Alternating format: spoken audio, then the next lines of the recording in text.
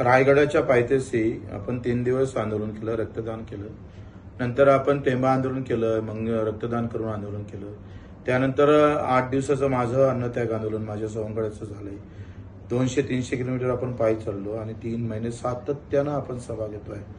महाराष्ट्राच्या कानाकोपऱ्यातल्या शेतकरी, शेतमजूर, मेंढपाळ, मच्छीमार आणि दिव्यांगांना मिळून आपण सगळं संघर्ष उभा केलेला आहे. आता खरी वेळ आहे 28 तारीख. 28 तारीख म्हणजे निर्णयाची असली पाहिजे. तुमच्या आमच्या खऱ्या अर्थानं बाजूनं सरकार कसं उभं राहील याच्या ह्या संघर्षाची तारीख आहे. 28 तारखेला कोणी चुकू नका. तुम्ही शेतकरी म्हणून या, मजूर म्हणून या, दिव्यांग म्हणून या, मेंढपाळ म्हणून या, मच्छीमार म्हणून या. राहू द्या तुम्ही कुठल्या जातीचे, धर्माचे, पंथाचे, कुठल्याही पक्षाचे राहा, पण शेतकरी म्हणून येता येईल का? एवढं जरी जमलं तर लढाई जिंकल्याशिवाय राहणार नाही.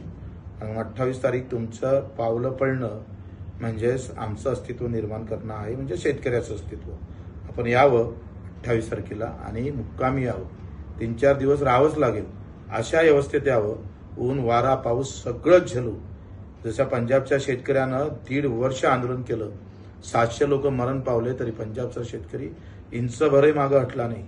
आता आम्ही आमच्या शेतकरी मायबापाची आत्महत्या थांबवावी.